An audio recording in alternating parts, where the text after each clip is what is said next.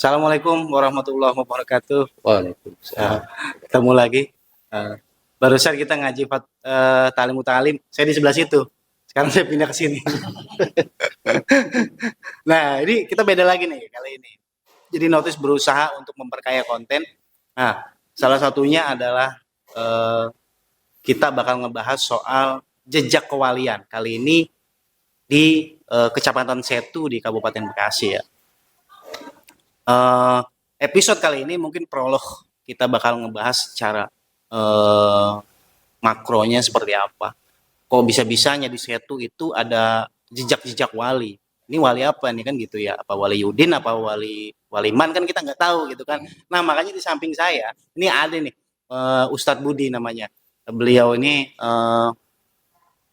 punya pengetahuan tentang masalah kewalian, khususnya di Kecamatan Setu di Kabupaten Bekasi. Nah, Ustaz, selamat sore Ustaz. Sore juga. Iya. Alhamdulillah bisa ketemu ya. Iya. Dalam acara ini nih sore-sore sambil ngopi santai. Iya, biasa. Biasa kita lelaguan kita Ustaz. Lelaguan kita apa aja kita omongin, iya. Siap. Nah, ini gimana sih Ustaz nih? Kok bisa-bisanya nih di Setu ini ada jejak-jejak kewalian gitu. Nah ini yang seperti apa nih wali-wali seperti apa yang meninggalkan jejak historis di Kecamatan Setu? Gimana, Ya, Ustaz? yang jelas sih berdasarkan fakta sejarah ya. Seperti halnya banyak situs pemakaman gitu kan. Pemakaman bahkan ada yang namanya bangunan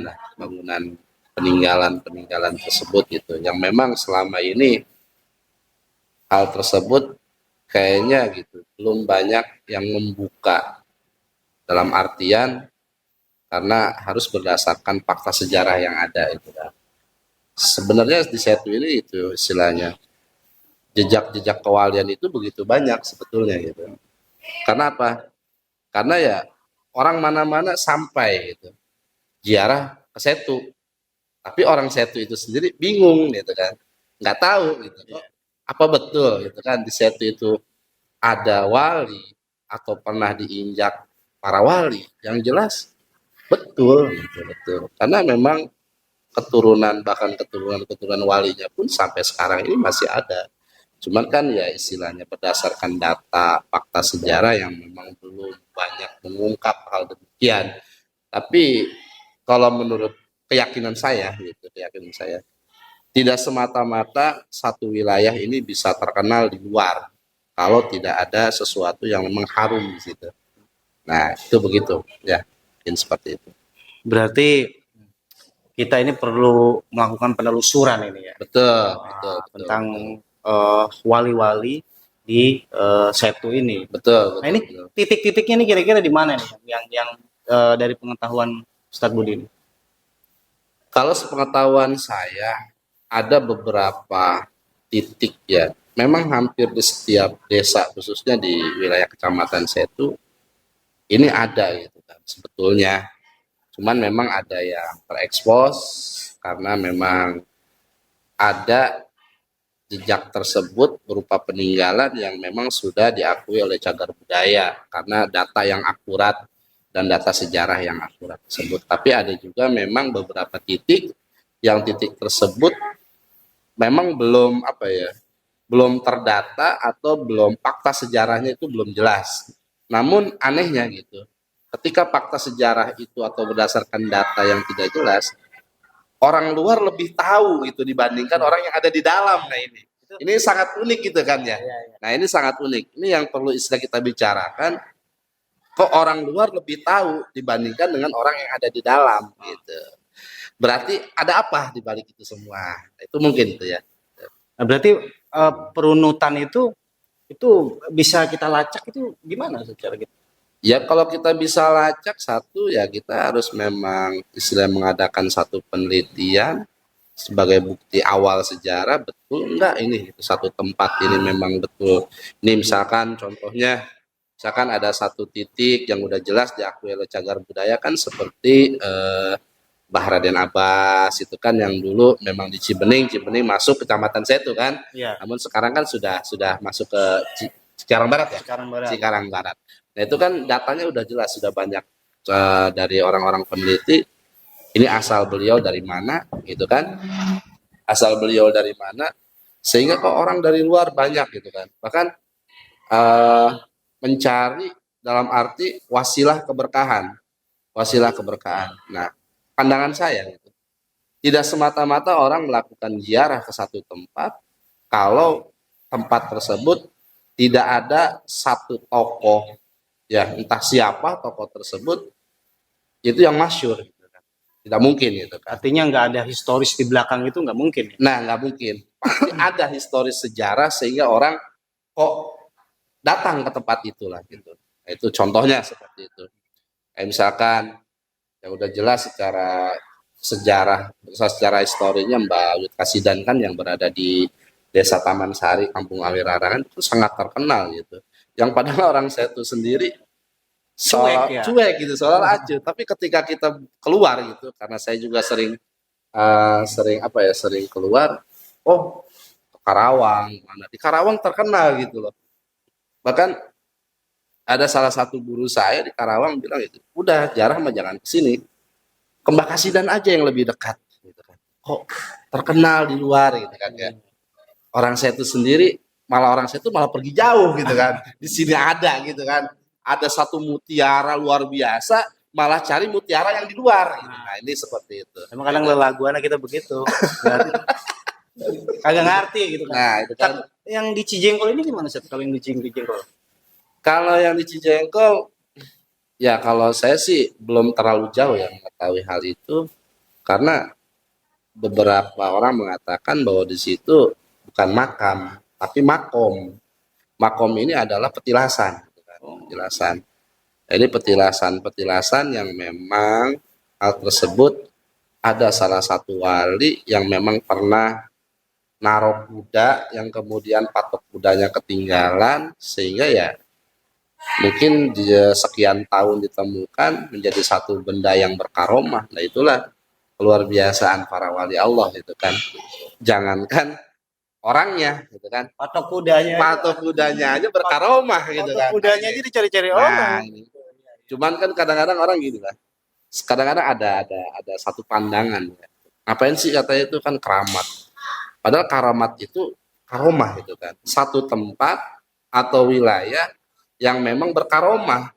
Cuman kalau orang kita kan nyebutnya keramat. Kalau bahasa keramat itu berarti keramat tempat kan.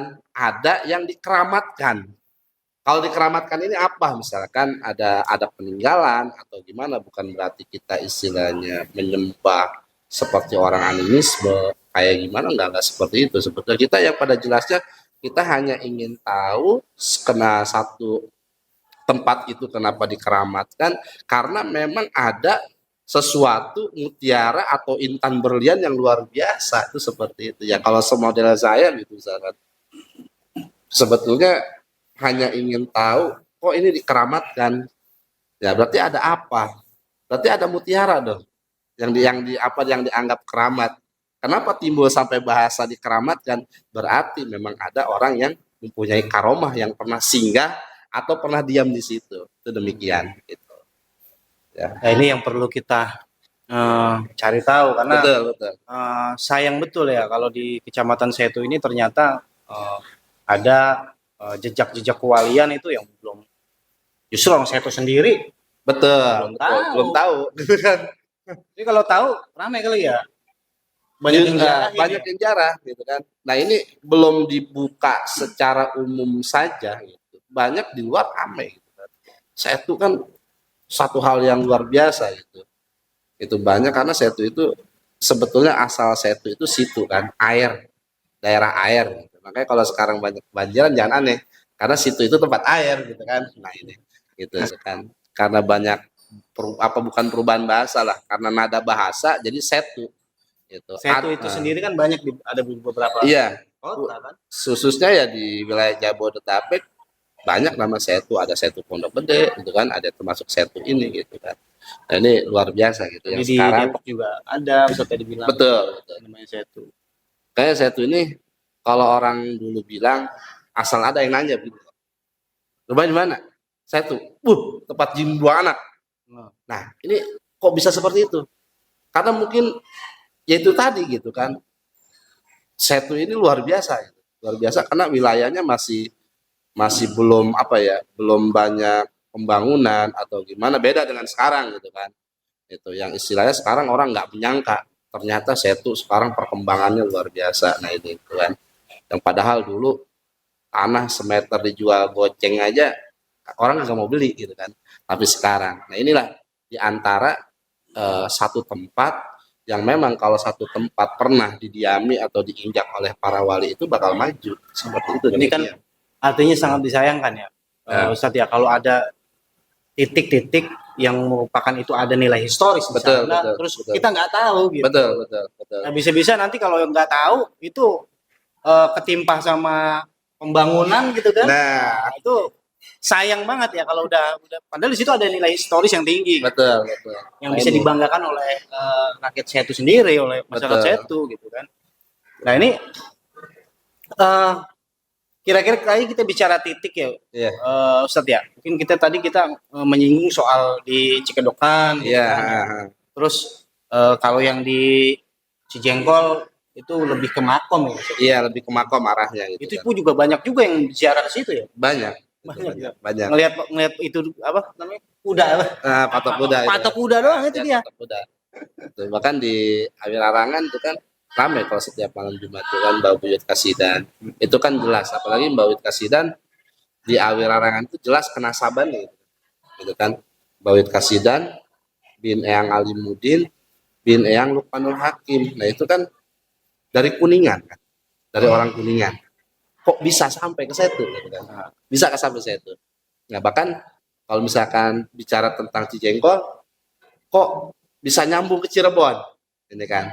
Nah ini contoh, terus ada lagi Mbah Raden Abbas Cibening Garut Cikedokan. Beliau kan aslinya bukan orang sini, dia asli orang Garut. Berarti ada apa sih? Kok orang jauh ya, orang Garut dari Cirebon, dari Kuningan yang memang mereka mempunyai keistimewaan gitu kan. Kok diutusnya ke Setu? Itu diutusnya ke Setu. Berarti kita apa ya? Ada apa dengan Setu gitu kan? Ada apa dengan Setu? Yang selama ini orang banyak belum belum tahu gitu kan. Sejarah di Setu ini bagaimana, bahkan lintasan-lintasan Setu pernah menjadi satu kebanggaan bahwa Setu itu bukan hanya ibarat apa ya, bukan hanya kewalian saja, bahkan menjadi satu catatan sejarah besar dalam perjuangan kemerdekaan Indonesia.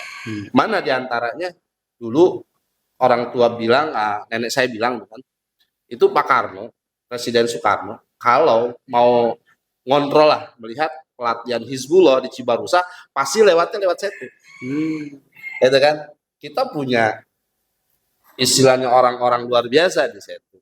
Itu kan banyak lah istilahnya, dari pejuangnya, dari istilah dari tokoh-tokoh agamanya gitu. Bahkan ya itu tadi banyak titik-titik yang dianggap berkaromah sehingga orang luar lebih tahu dibandingkan orang dalam gitu kan. Nah, Ini yang orang banyak nggak tahu juga, ternyata saya tuh pernah diinjak oleh presiden pertama kita ya. betul, betul, betul, betul. Ada yang bilang juga sampai jadi kalau sebelum ke Cibarusa beliau nginepnya di sini. Betul, betul. Gitu, Nah, ini dia gitu kan. Makanya ya zaman sekarang ini. Artinya pada saat itu kan penting posisi Setu ya sebenarnya. Nah, berarti kan yang tadi saya bilang, ada apa dengan Setu?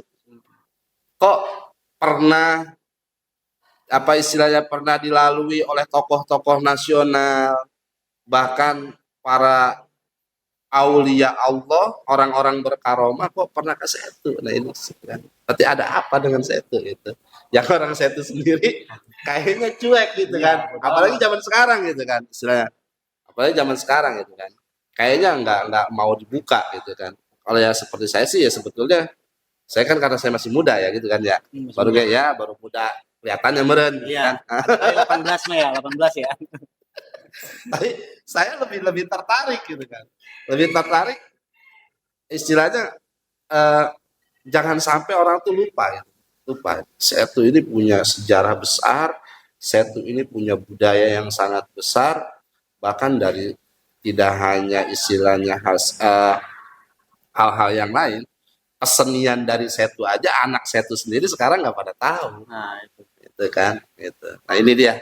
Jadi istilahnya titik-titik yang dianggap berkaromah ini sangat banyak di setiap wilayah, setiap desa ada. Setiap desa ya. Kalau Setiap desa ada. di Taman Rahayu, Nah di Taman Rahayu contohnya, itu kan ada sebut Mbah Jangkung ya gitu Mbah kan. Jangkung. Nah Mbah Jangkung ini kan belum terbuka histori sejarahnya kita kan.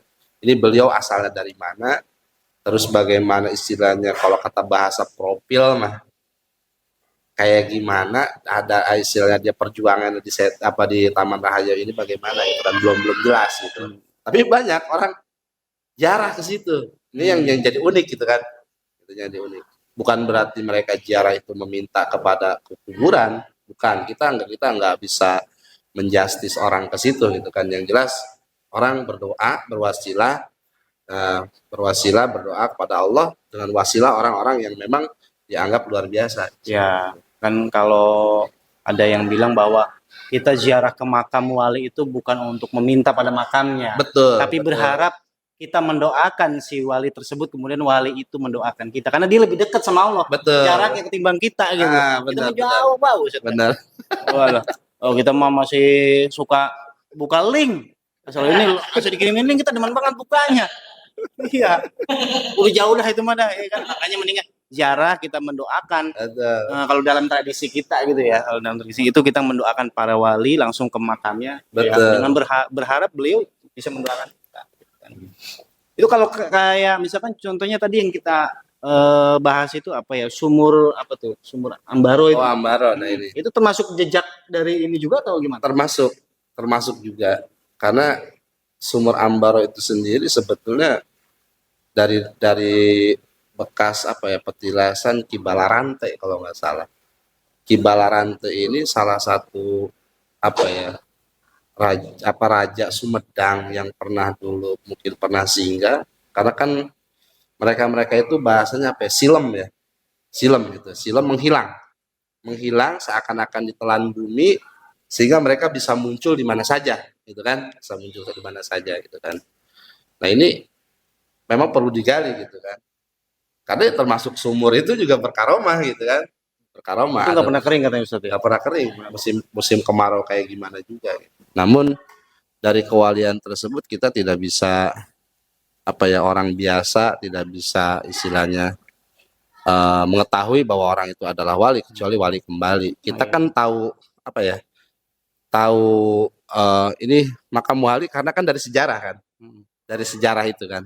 Jadi bukan langsung, misalkan saya nih, ya misalkan saya ke abang wali ya, itu kan nggak bisa kan, karena keterbukaan tersebut bisa dikatakan satu aib gitu kan, satu aib karena wali mah apa ya, nggak mau kalau semakin dia diketahui maka dia akan semakin silem gitu kan, itu semakin silem itu seperti itu. Nah sekarang gitu istilahnya kok di Setu pernah di apa ya, pernah menjadi apa, pernah diinjak atau pernah didiami oleh para wali karena mengandung satu histori yang luar biasa di Setu ini gitu kan. Berarti ya kembali pada tadi gitu kan, ada apa dengan Setu kok sampai para wali atau keturunan-keturunan para wali tersebut bisa ada di Setu. Nah ini ya saya sedikit cerita itu ya, karena kalau orang Sunda bilang Setu ini disebutnya pelintasan, ya pelintasan. Di antaranya apa pelintasan? Ketika dulu kerajaan Banten ya hampir mengalami kekalahan, yang kemudian kerajaan Banten ini pernah mengirimi surat ke kerajaan Cirebon gitu kan, terus ke Demak meminta bantuan. Ya mungkin orang-orang sakti gitu kan ya, orang-orang sakti ini dengan masing-masing kesaktiannya, ada yang lebih cepat mungkin ya lewat dengan kemampuannya masing-masing, mungkin ya ada yang lewat darat juga gitu kan, gitu, ada yang lewat darat juga gitu kan, karena bukan cerita sih ya, karena berdasarkan orang-orang tua dulu itu banyak menemukan di Setu ini satu tempat yang memang sulit lah kalau dibicarakan secara akal, nggak masuk akal, tapi kayak ada bekas apa ya, dua kerajaan gitu kan. Bahkan kalau saya sering dengar cerita dari nenek kakek dulu, nih di wilayah ini pasti kamu ngedengar yang namanya apa ya, tempat gending apa ya, kalau orang Jawa mah kan gending, kalau orang Sunda mah apa ya, gamelan. Nah, gamelan. Nah, ini kok bisa terdengar suara-suara seperti itu? Berarti ada apa gitu kan? Nah, ini bahkan sampai ada istilahnya di kampung Setu ini luas gitu kan, ya, dan dicakup oleh beberapa desa gitu kan. Ada yang namanya disebut dengan Kota Doman gitu kan. Nah, ini Kota Doman sampai ada satu acara yang luar biasa dulu, kok sampai ke Setu meneliti Kota Doman ini ada apa gitu. Kok Setu ada kota gitu kan. Nah, ini berarti kan ada peninggalan gitu kan. Ada peninggalan gitu kan. Ada Modelnya peninggalan. kayak di Kalimantan itu ya, yang Kalimantan itu yang kota hilang itu ada kan ya? Sama kayak Nah, apa Atlantis atau apa itu kan kita nggak tahu itu. betul, Sebenarnya betul, ada betul. atau enggak gitu kan? Betul, betul. Betul. Tapi nah ini sama seperti Setu gitu. Secara geografis mungkin hanya berdasarkan nama gitu kan, Kota Doman, kita juga bingung orang Setu sendiri, kok di Setu ada kota gitu kan, ada kota, ini kota yang mana gitu, padahal cuma sawah, daerahnya ada daerah dataran tinggi gitu kan, nggak rame-rame banget dulunya gitu, makanya orang bilang asal nyebut rumah di mana Setu, waduh tempat jin buang anak. Nah, ini bahasa tempat jin buang anak ini apa sih gitu kan, Iya. berarti kan dulunya luar biasa gitu kan, mungkin hutan gitu kan. Nah, ini sampai terjadi kan jalan Kampung Utan Setu, ya mungkin kampung utan itu sendiri karena memang kampungnya benar-benar hutan, itu kampung hutan gitu. Nah, ini ada histori sejarah yang belum terungkap, seperti saya juga sampai sekarang belum belum terlalu paham kok di situ ada kota, tapi kotanya apa, Kota Doman gitu. Nah, ini bingung gitu kan kita gitu. Oke. Nah, eh, penasaran kan ya? Nanti bakal seperti apa episode kita selanjutnya? Insya Allah nanti Ustadz Budi langsung yang bakal memandu kita dalam program Kelana Jejak Kewalian nih di Setu ini. Ya, Insya Allah nanti ke beberapa titik lokasi nanti Ustadz Budi langsung yang bakal memandu kita di sana. Ya kan? Episode kali ini cukup sampai di sini. Mudah-mudahan mematik rasa penasaran Ustadz Betul, ya, betul, rasa betul, penasaran, betul. terus kemudian artinya kan juga ingin mencari tahu, bener kagak sih kan gitu kan, mungkin yang masyarakat yang tinggal di sekitar Setu biasanya yang lebih punya rasa ingin tahu yang besar ketimbang orang Setu sendiri. Betul, Oke, betul, betul. oke, terima kasih Ustadz. Siap, Nanti kita ketemu lagi di lokasi untuk menelusuri sekaligus belajar bareng lah. siap, Jadi kan siap. belajar bareng tentang apa sih sebenarnya ya kan jejak-jejak kewalian di Setu ini.